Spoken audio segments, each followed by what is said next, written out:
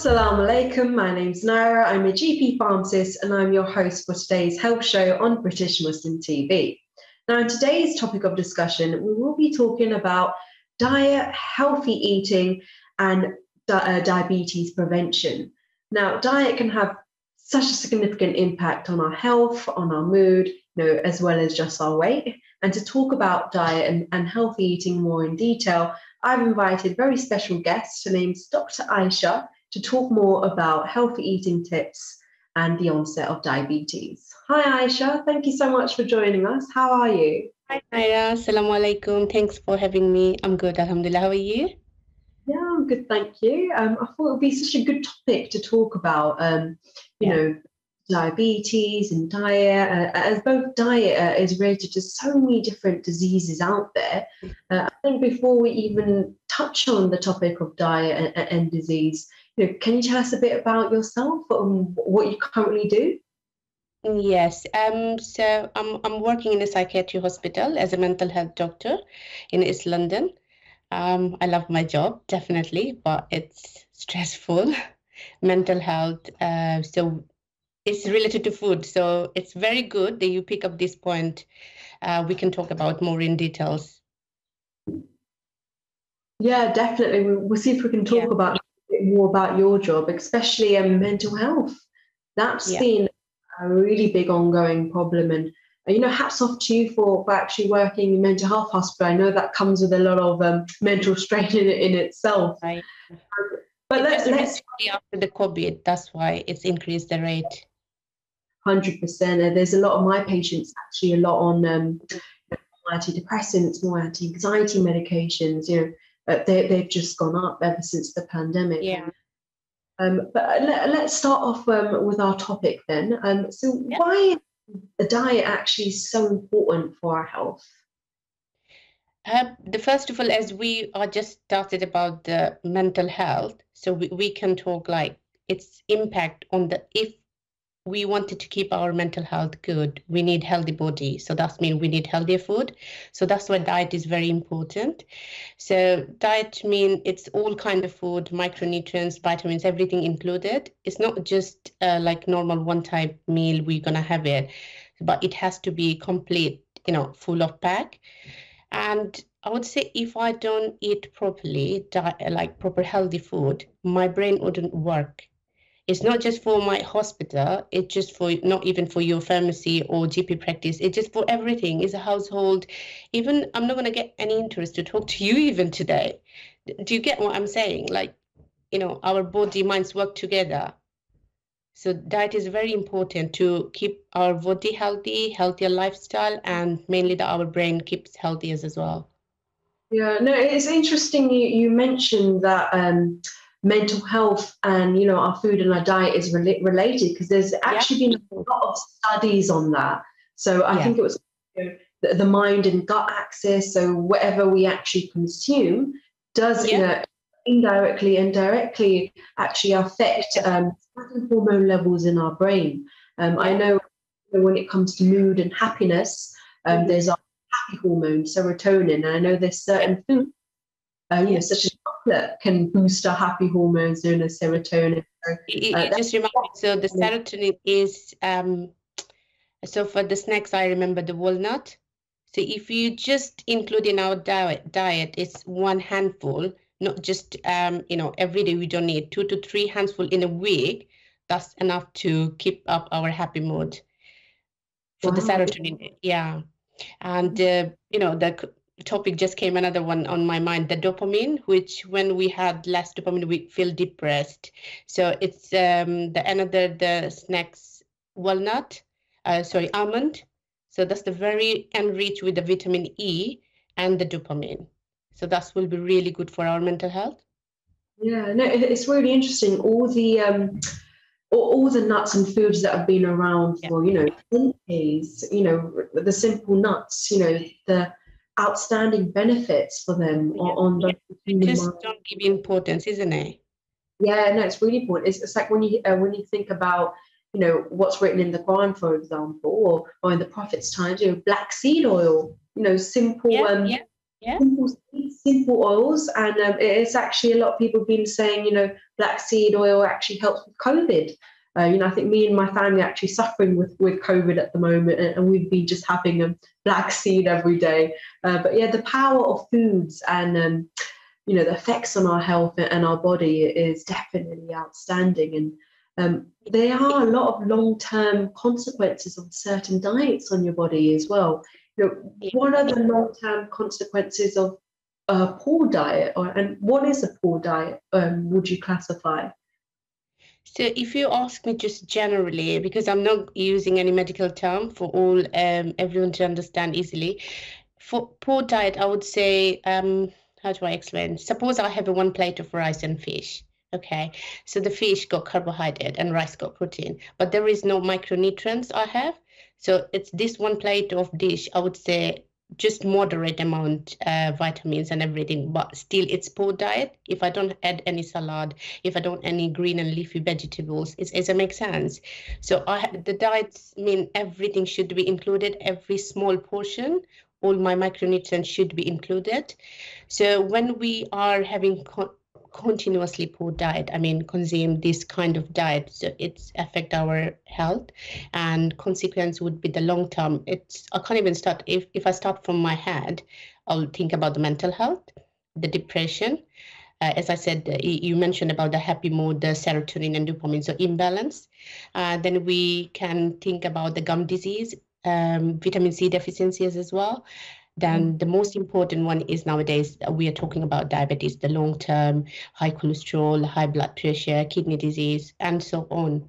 So it's really impact. So we should start healthy diet. Definitely, and again, it's so important to obviously not only have a balanced diet, but to make sure that you are having a diet which is going to give you enough of those nutrients. Your vitamin D, your omega-3, as a pharmacist, I get loads of questions every day, what vitamin should I take? What do I need? And I don't know if you agree with me on this, but you don't actually need to take supplements if you are having a very good, well-nourished diet. But if you're lacking... 5%, you are absolutely right. If we take 5% or other things every day, then we don't need. But in this country, we must need vitamin D. Are you agree? Definitely, yeah. And especially being for the Asian and BAME community, or those, for example, that cover more than others, you definitely need to obviously take that bit. Yeah. I think the government recommends about 400 IU units a day. Definitely something I'd recommend. Now, you mentioned diabetes. Now, there's so many different studies out there saying, diabetes can be caused by sugar, or some people saying that's just a myth. Let's talk about diabetes prevention then. So did you ever deal with quite a lot of diabetes patients? And, what sort of things do you advise them when it comes to diet?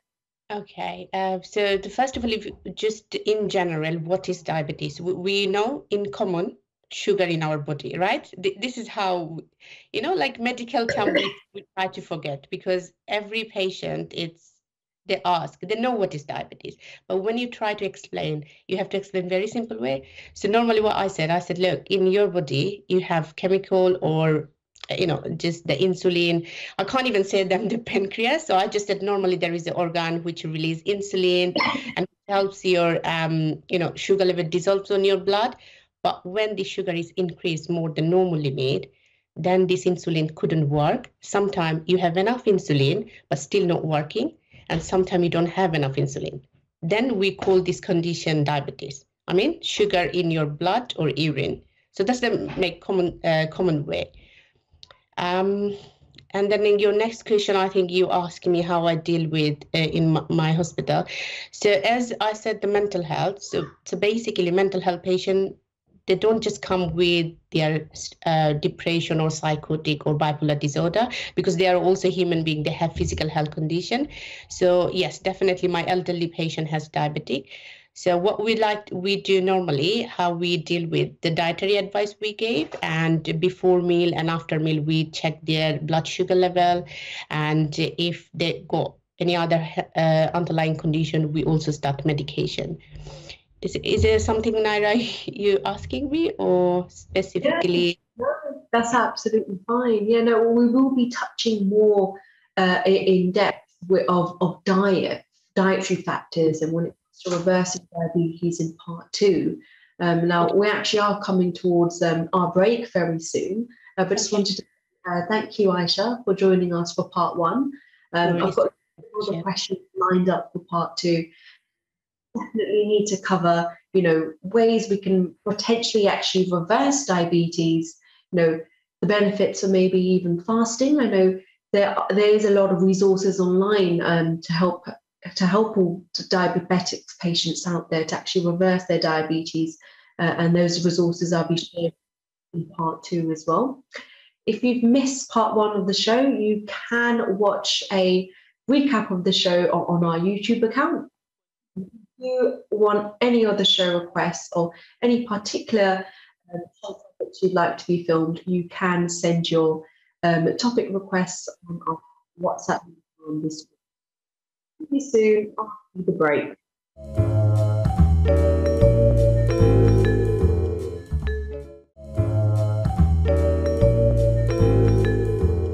Welcome back after the break. My name's Nyrah and I'm your host for today's health show on British Muslim TV. Now in part 1, I introduced our guest, Dr Ayesha, and our topic for today, which is healthy eating, dietary factors and its relationship with diabetes. Now I know diabetes can in fact be reversed in the first 3 months of diagnosis, and now to talk about this reversal more in detail and to give us more dietary tips on actually reversing diabetes, we're going to invite our guest again, Dr Ayesha, to come join us and answer our questions. Hi Ayesha, thank you so much for joining us again. I thought we'd just jump straight back into the questions, so we are quite short for time in general. I've got loads of interesting questions lined up for you. Did actually want to just start into our first question on diabetes reversal. So there's so many information out there online.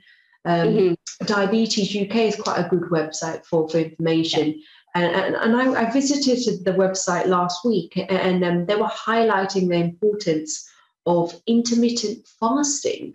Now, before we go into food in particular, can we talk a bit more about what intermittent fasting is and how that can help diabetics? Yes, thanks, Nyrah. So basically, I just wanted to go back a little bit as you were asking about the myth of diabetics. So for the audience, so it is actually myth. If you have sugar, you will get diabetes. This is the phrase we used to, hear about law. So I would say if you don't even have the sugar, still you can get diabetes. So it doesn't mean you can have sugar and you will get diabetes. I think it's clear for audience. Now come back to Nyrah, your next question about the reverse and the intermittent fasting. Nowadays, yes, it's really, really depth conversation and research about the intermittent fasting. Even myself, I just started recently, very recently. So what happened when we do intermittent fasting, we just sustaining our body to get adapted with the insulin secretion. So normally when we eat, our insulin secrete, because when we eat, we are having sugar in our food, okay? So sugar mean, I'm not saying the teaspoon of sugar, the extra, I'm just saying including the carbohydrate. When we had the carbohydrate, it's going our body, it's a breakdown and energetic where it's converted into the sugar, which dissolve into the bloodstream, and that gives our energy. So this sugar I'm talking about. So what happened when sugar went inside of our body, then what happened? The brain gets signal and pancreas release the insulin. So that time, if we do the intermittent fasting, so the situation, what happened, it's a kind of like plateau, I would say, because I'm having food 6 o'clock, I would say 12 p.m. lunch, okay? And then my period is until 6 p.m. This hour window period I'm eating. So I'm adapting my body just up and down insulin. And then total flat line, no insulin at all. So this time body gets static condition and get adapted. So, no spike of insulin release. I think it's too much medicinal word I'm using. Sorry about that. So in the, how do I say, in general, so it's a very good way to start. If you are new, then start, I would say 6 to 8 hours intermittent fasting for the, not for just for, and also it's not just for diabetes, it's for the weight loss as well, and to maintain the, the healthy weight. So I think that's a very good if we can start. Definitely, and I think that intermittent fasting, if you were to start it, slowly at your own pace. I know fasting can be very difficult, but we've kind of just had them. But it seems like yesterday, all of the long days and how difficult it can be. But even if you stick to that 8 to 6 rule, so is it 8 hours you're fasting and 6 hours you're eating?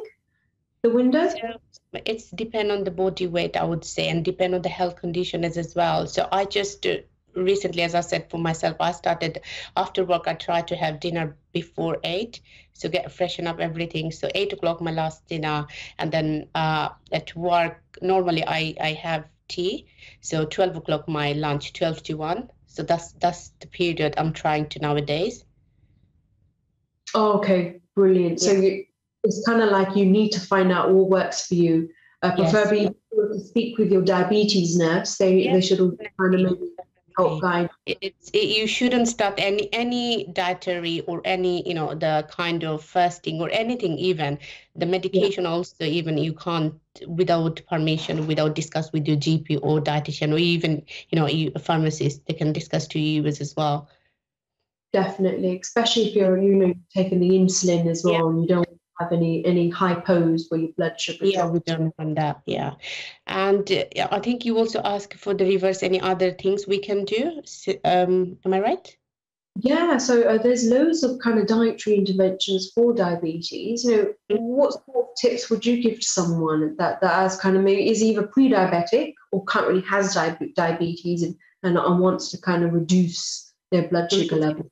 So then, first of all, I would say that there is also, I would say, the phrase I heard a lot. The patient will say, "My life is end. I'm going to die." Yeah. So if you are having diabetes, that's not the end of the world. But if you're not having enough food, healthy food, balanced food, not maintaining your weight, that's end of the world, I would say.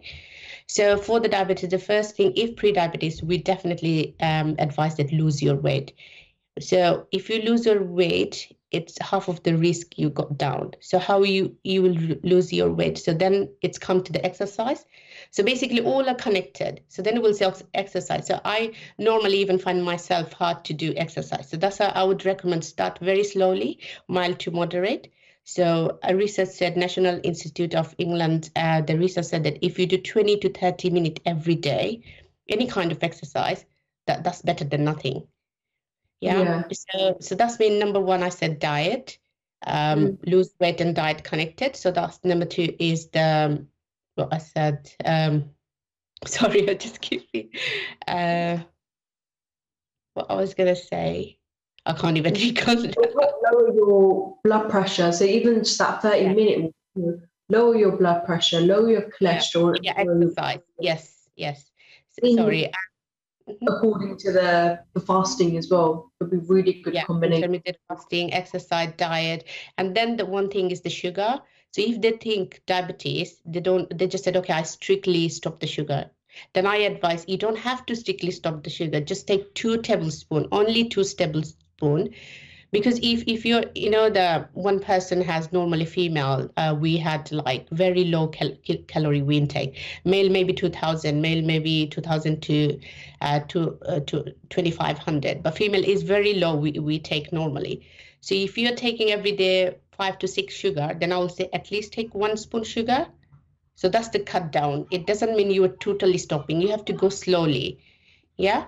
And another thing also, the water, that's a very, very important.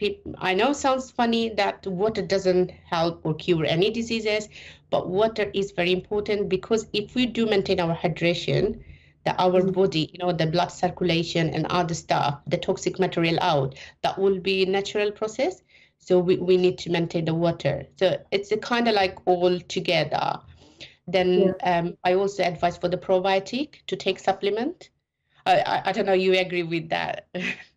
Yeah, no, definitely. And I definitely agree with maintaining your hydration levels through the water.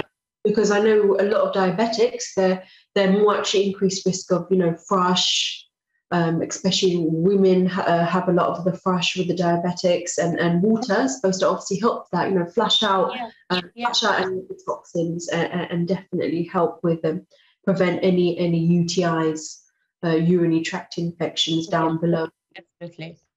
It's really important that we touched on that question, though. Should diabetics cut out all sugar? But your answer to that, just to summarise, was obviously moderation, and you've limited it to about 2 tablespoons or 2 teaspoons of sugar. Sorry, you corrected me. 2 teaspoons, not 2 tablespoons. Sorry, 2 teaspoons per day. No, that's brilliant. Now, obviously, being from the BAME community and having such a large BAME community, in the UK in general, culture and food has a big impact on diabetes onset. That's something that I definitely believe in. Being from Pakistani background, and of course yourself being Bengali background, we have a lot of food which is based on a lot of oils, a lot of high fatty foods. What should we do, growing up or living in a BAME household, but you're diabetic? Do you have any tips for someone that wants to kind of eat more healthy, but their household just does not allow it? That's a really hard question, and also tricky, because I'm also from BAME community, and it's really, really hard. But what I've been grown up myself about the healthy diet. I don't know, it's how long I've been trying. I would say it's almost 2 to 3 years. You'll get shocked when, the Ramadan. I didn't even use more than 1 liter oil.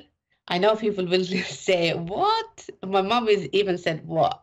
So basically what I did, I just use everything on grill or, the air fryer nowadays. No oil, nothing. I don't use at all. Just the olive oil. If I really had to, I just, some olive oil. So I think it's really hard.